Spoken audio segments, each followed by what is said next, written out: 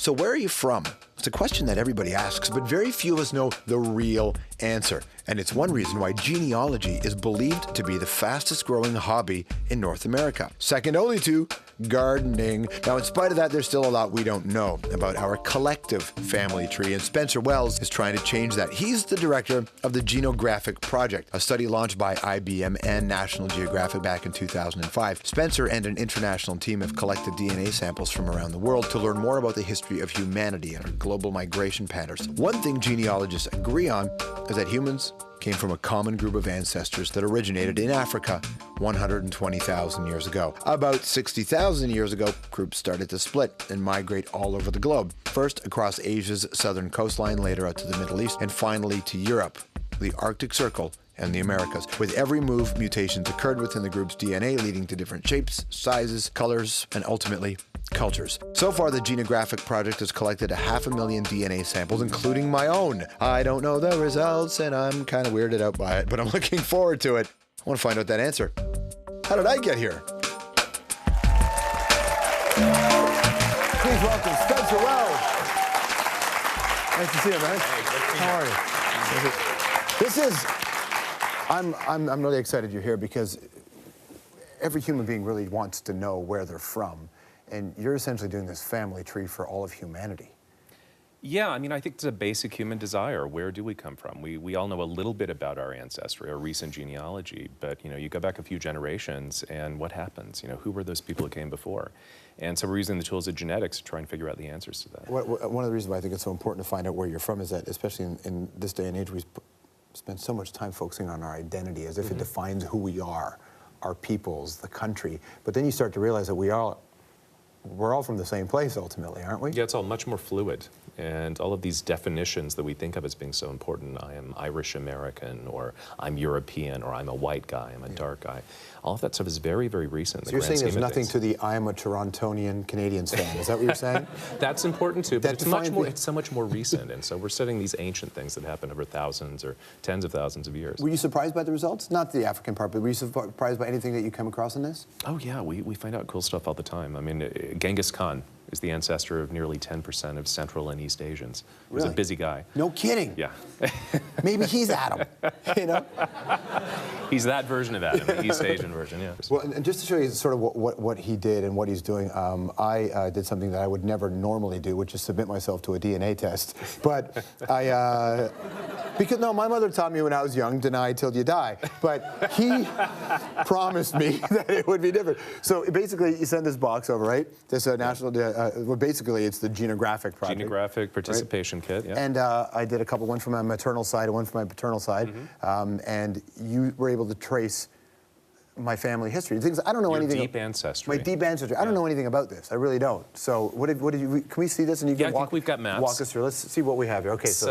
Okay, we're looking at your mom's side of the family here. Okay. And this is your mother's mother's mother's mother. My mother's mother. So it's just that one little line, that purely maternal line. And so just like everybody else in the world, you started off in Africa. And your ancestors stuck around in Africa for a long time, as did most people's ancestors. And then starting around 45, 50,000 years ago, they migrate out into the Middle East, headed for the deserts and the mountains in the Middle East. Right. And they stuck around there for maybe 10, 20,000 years, and they had additional changes that were appearing in their DNA. Now we're talking from the L3 to the N. Exactly. So these are lineages, and they're defined by genetic changes that have occurred over time. And so the ultimate defining change for you tells me that you're a member of haplogroup H. Okay. See, I always thought I was group C, but I'm group H. Okay, what is haplogroup H? So H is the major haplogroup or clan, maternal clan in Europe. So more than half of Europeans, half of European women, are members of haplogroup H. Because that's my mom's side. Yeah. Now my dad's side. Now I know even less about my father. So your dad's side is also very interesting. Started off in Africa, again, as with everybody, and starts to migrate out of Africa slightly later than your mom's people did, around 25, 30,000 years ago. In the actual marriage, my dad took off much earlier than my mom did. But that's a different story. Carry on. We're not studying that. That's right. So migrated out into the Middle East. And this change that defines your Y chromosome haplogroup, E1B1B1, as we call it. So it's very typical of these kind of southern Mediterranean, European, Middle Eastern lineages. We also looked at the particular set of genetic markers you have in addition to defining you as being a member of this haplogroup. We compared you to the entire database. And roughly half the matches you had were Ashkenazi Jews. Really? So it's not definitive, but there's a chance that your dad's side of the family might have been Jewish. Dude, I'm in the tribe. I'm in. That's amazing. So this is my family history. You mentioned that everybody basically starts in Africa. Is there a reason why we left Africa? Climatic shifts probably played a big role. All of this happened during the last ice age. Right, so there'd be a reason to leave. Lots of climatic fluctuations, really bad periods followed by really nice periods, people being squeezed out of particular regions and forced into others. Those bodies of water become ice and it's easier to travel, to go across sea them. levels drop by as much as 100 meters, and so all of these things probably played a role in it. The research is fascinating. I think it's the fact that we can do this as a species and figure out maybe where we come from is really interesting. Thank you. And I wondered about the role governments could play in that, we heard a lot about the 8 years when the Bush administration was in office and what it did for stem cell research. What role does government play in the kind of research that you're doing? And, because listen, man, religious people won't like some of this stuff because people will say the earth is this old and you're sitting there going, actually, no, we've been out of Africa 50,000 years before that time. We haven't actually gotten a lot of opposition from people. A few people have written in and said, I don't agree with what you're saying. There's no way I could have come out of Africa. But by and large, people have been really positive about this.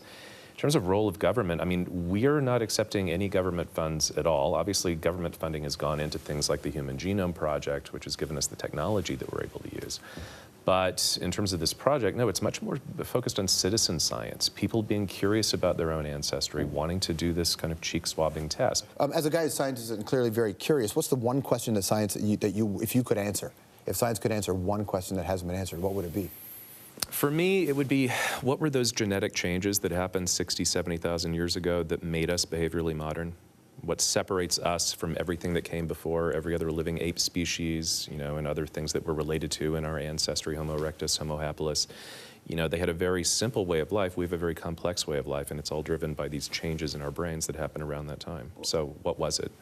What shifted? If this shows us migration throughout history, going way back, can this help you predict migration in the future? Is that even possible? We can certainly think about the reasons why people are moving. And people have always tended to move for the same reasons: lack of opportunity at home, perception that there's better opportunity elsewhere. More recently, forced migration. But we can predict on the basis of lack of opportunity or new opportunities that people will be moving in a certain direction. And climate change has played a huge role in these ancient migration events, and I think it's likely to play a big role in the future. So it being Valentine's Day, people are watching this. Some people on the couch watching right now have had a hell of a day together, a great day. They've had a great dinner, but they're cousins. And and it's written in their DNA. It's written in their DNA. And I was thinking about this as we get further and further back, right? And we're all the same. We're all basically family. That's right. Are we looking at it the wrong way? Is it not family? Is it species? Is it different? Cousins. Distant cousins. How many cousins is too close? If you know that you're a cousin, you're probably too close. No, but listen, it really is all about, what Valentine's Day is all about. It's the history of who had sex with whom. That's what this is, right? Yeah. When you got into this, did you know, is that like your secret love? This is what I'm going to figure out. Is that what this is? I hoped, yeah. Thank you so much for coming and doing Yeah, this. great talking to you. Thanks, really great. If you want to check out the Geographic Project online, you can order your own DNA kit to find out where you came from, the National Geographic. Spencer Wells, everybody, we'll be right back.